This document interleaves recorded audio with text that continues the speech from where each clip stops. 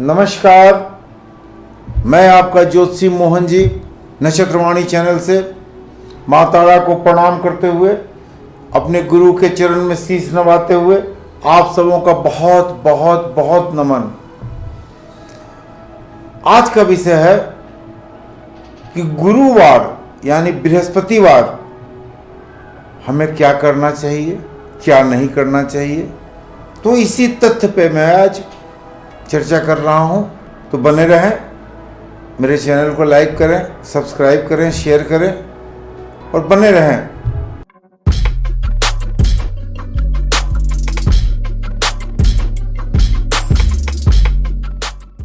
हमारे धर्म के अनुसार गुरुवार का दिन बहुत बड़ा दिन होता है,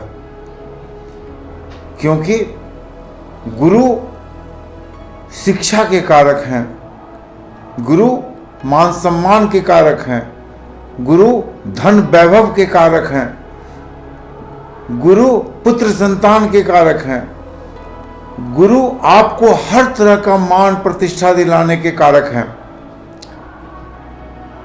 अच्छी शिक्षा गुरु के बदौलत ही होती है। तो गुरु का बहुत ही बड़ा स्थान हमारे कुंडली में, हमारे दैनिक जीवन पर भी है। तो गुरुवार के दिन हमें क्या करना चाहिए, क्या नहीं करना चाहिए, इस बात पर हमें थोड़ा ध्यान रखनी चाहिए।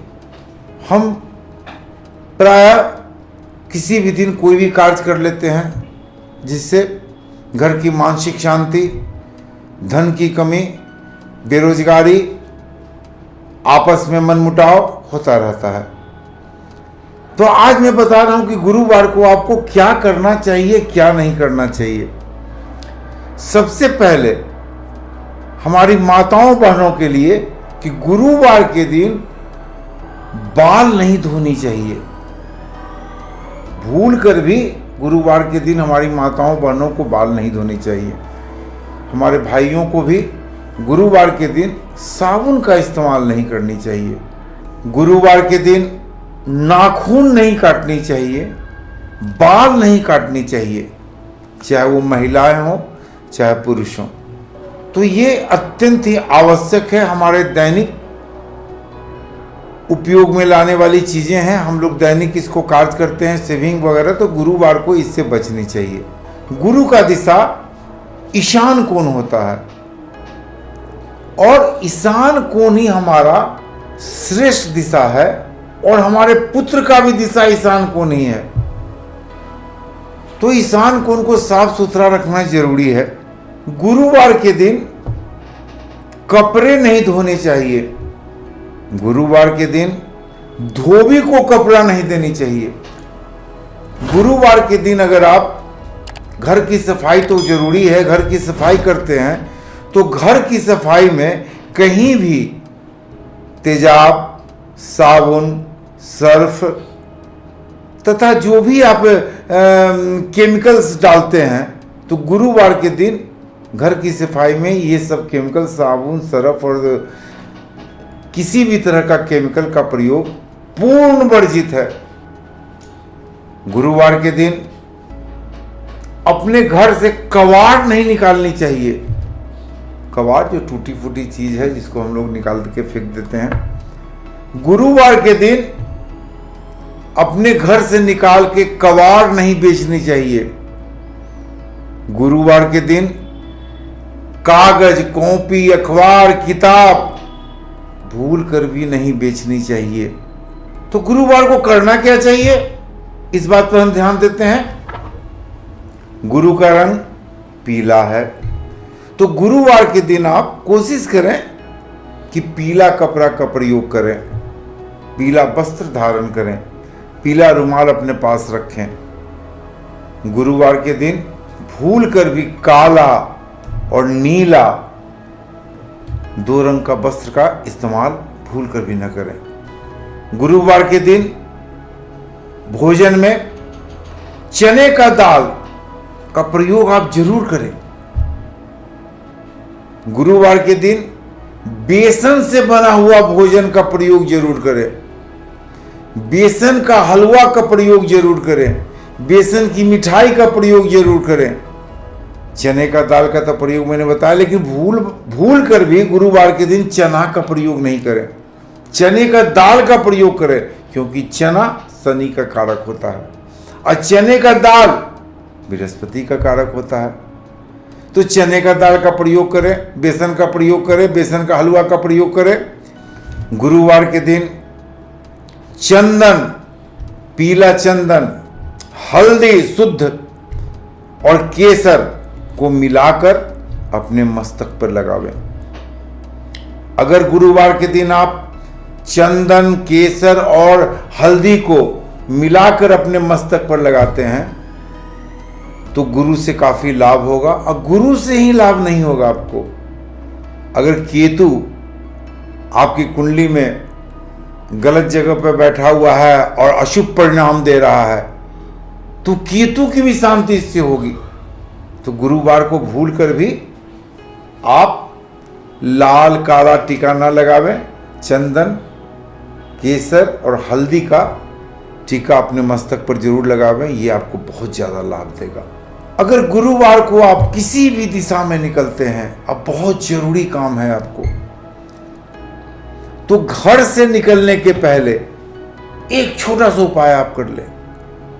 पीला सरसों का कुछ दाना अपने मुंह में रख ले और घर से निकले, आपका हर बिगड़ा हुआ काम बन जाएगा। अगर हमारी किसी भी बहनों का शादी में दिक्कत हो रही है तो गुरुवार के दिन से आप शुरू करें।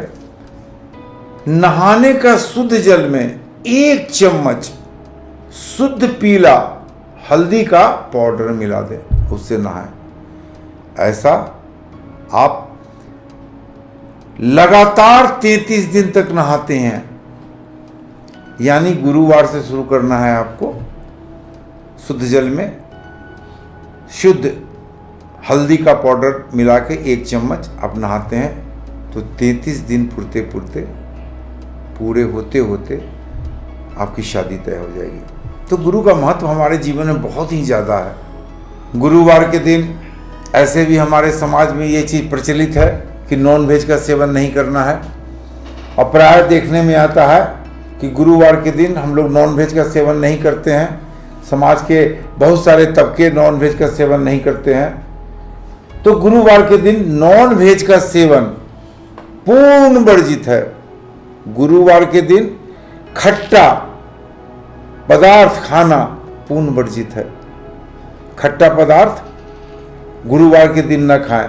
अगर दही खट्टा हो गया है तो उसे भी न खाएं। गुरुवार के दिन खिचड़ी, बासी भोजन, किसी भी कीमत पर बासी भोजन गुरुवार के दिन आप न खाएं।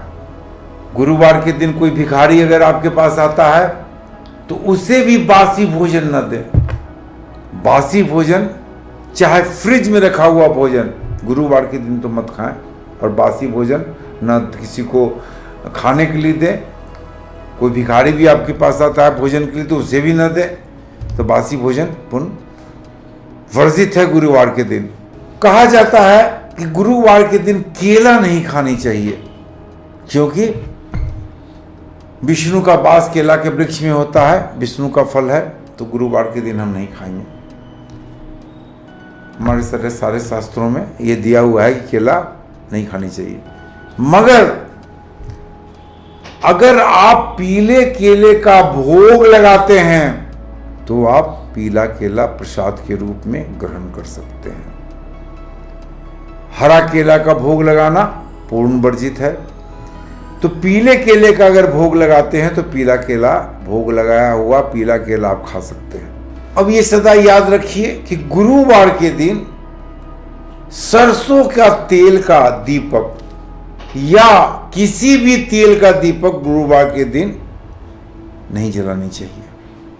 गुरुवार के दिन शुद्ध घी का दीपक गुरुवार के दिन आप जलावें। और दीपक में कहा गया है कि विषम दीपक ही जलानी चाहिए, लेकिन गुरुवार के दिन आप विषम दीपक न जलावें। यानी 1, 3, 5 जब जलावें तो शम दीपक जलावे 2, 4, 6, 8। तो गुरुवार के दिन विषम दीपक न जला के शम दीपक जलावे, जोड़ा दीपक जलावे, और विषम दीपक से और सरसों के तेल के दीपक से पूर्ण परहेज रखें। गुरुवार के दिन भूल कर भी उधार किसी को न दें। अगर इस दिन आप उधार देते हैं तो पैसा तो नहीं लौटेगा और घर की लक्ष्मी भी आपसे रूठ सकती है। गुरुवार के दिन उधार न दें, किसी भी कीमत पर उधार न दें। एक मैं छोटा सा उपाय बताता हूं। जिन व्यक्तियों का गुरु बहुत ही खराब रिजल्ट्स दे रहा है, चाहे गुरु से परेशानी हो रही है, तो गुरुवार के दिन, गर्मी के दिन में जो भी चल रहा है, गर्मी के दिन में विष्णु मंदिर, राम मंदिर, हनुमान मंदिर में सुराही दान करें। सुराही मिट्टी का, और ये सुराही का दान कम से कम आप 3 गुरुवार जरूर करें। यानी एक गुरुवार आप विष्णु मंदिर में दान कर दें, राम मंदिर में दूसरे गुरुवार को दान कर दें, तीसरे गुरुवार को हनुमान मंदिर में दान कर दें। सुराही, वो भी छोटा सुराही नहीं, थोड़ा बड़ा सुराही। यहां ध्यान देने की बात एक और है कि ये मॉडर्न आधुनिक युग में हम देखते हैं कि सुराही में भी नल लगा हुआ रहता है। तो ये भूल न करें, नल लगा हुआ सुराही दान ना करें, क्योंकि उस नल में प्लास्टिक का वो जो नल लगा हुआ रहता है उसमें राहु का प्रकोप आ जाता है। प्लास्टिक राहु का कारक है, और गुरु और राहु का संबंध तो बड़ा ही जानते ही हैं आपके, बड़ा उल्टा पुल्टा। तो नल लगा हुआ सुराही आप दान ना करें, लेकिन गुरुवार के दिन 3 गुरुवार आप मंदिर में, राम मंदिर, हनुमान मंदिर, विष्णु मंदिर में आप सुराही दान करें। अचानक आपके जीवन में बहुत बड़ा बदलाव आ जाएगा। जहां आपके घर में घर की मानसिक शांति खत्म हो चुकी होगी, वहां घर में लोग की मानसिक शांति आ जाएगी। जहां ब्लड प्रेशर आपका बहुत हाई रहता होगा, वहां आपका ब्लड प्रेशर नॉर्मल आ जाएगा। तो ये उपाय करके देखें आप। गुरुवार के दिन चीनी और दूध का दान भी करना बड़ा ही शुभ माना जाता है।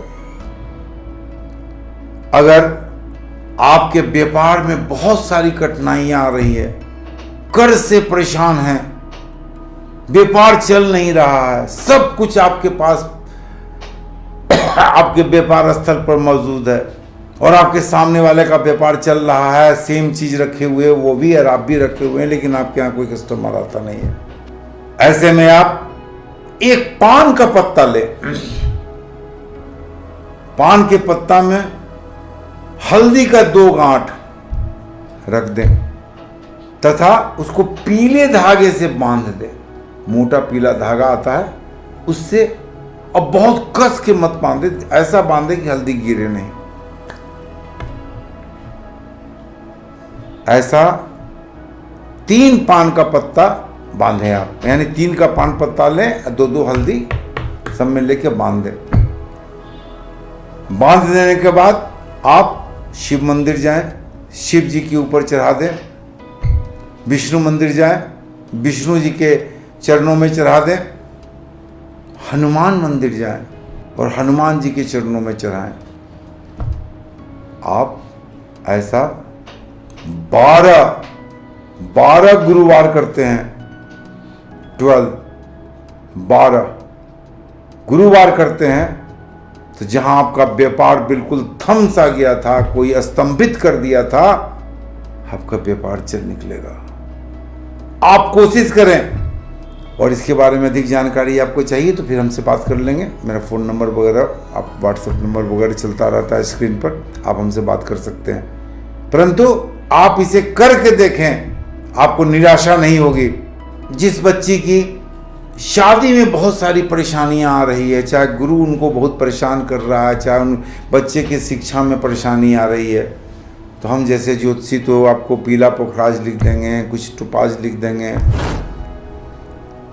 लेकिन मैं यहाँ पर 2 उपाय बताता हूँ। बृहस्पति से परेशानी अगर आपको हो रही है तो ये 2 उपाय करें। कन्या की शादी नहीं हो रही है, बच्चे की शिक्षा में बाधा आ रही है, तो ये 2 उपाय करें। नारंगी का पेड़, नारंगी के पेड़ का जड़ निकाल लें। जड़ निकाल लेने के बाद पीले धागे में शुद्ध करके धो धा के उसको पीले धागे में उसको बांधें, पूजा स्थल पर रखें और 12 दिन लगातार इस मंत्रों का जाप करें।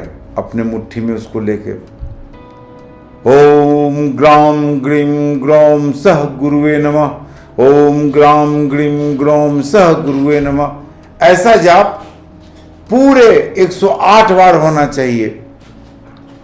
और जिस बच्ची की शादी नहीं हो रही है, जिस बच्ची का आपके बच्चों का चाहे बच्चियों का शिक्षा अवरोध हो रहा है, सही रिजल्ट्स नहीं आ रहे हैं, तो सही रिजल्ट्स आने शुरू हो जाएंगे। इसी तरह की क्रिया केला का जड़ आप निकालें। केला का जड़ निकाल के उसको शुद्ध करने के बाद आप यही क्रिया पीला धागे से उसको बांध कर, थोड़ा सा पीला कपड़ा लेके पीले धागे से बांध कर ओम ग्राम ग्रीम ग्रौम सह गुरुवे नमः अपनी मुट्ठी में बांध कर आप 13 दिन तक इसका जाप करें, 12 दिन तक इसका जाप करें। तो और कमिंग बृहस्पति, उसके बाद जो बृहस्पति आवेगा उस दिन आप उसको धारण करा दें। बृहस्पति की सारी शांति हो जाएगी। बृहस्पति का जो मंत्र है ओम ग्राम ग्रीम ग्रौम सह गुरुवे नमः, यह मंत्र बहुत ही प्रभावकारी मंत्र है। बृहस्पति को अच्छा करना है तो आप विष्णु सहस्त्रनाम का भी जाप कर सकते हैं, विष्णु जी के मंत्रों का भी जाप कर सकते हैं। अगर रात में आपको तकलीफ होती है, रात में नींद नहीं आती है, चाहे रात में किसी तरह का दिक्कत होता है, तो क्रीम कृष्णाय नमः, क्रीम कृष्णाय नमः, क्रीम कृष्णाय नमः का भी जाप आप कर सकते हैं। तो आज इतना ही। बृहस्पति के तथ्य को मैंने आपके सामने रखा। उम्मीद है कि आप इसे पसंद करेंगे। मेरे चैनल को लाइक करेंगे, सब्सक्राइब करेंगे, शेयर करेंगे। कल फिर हम आपसे मिलेंगे। नमस्कार।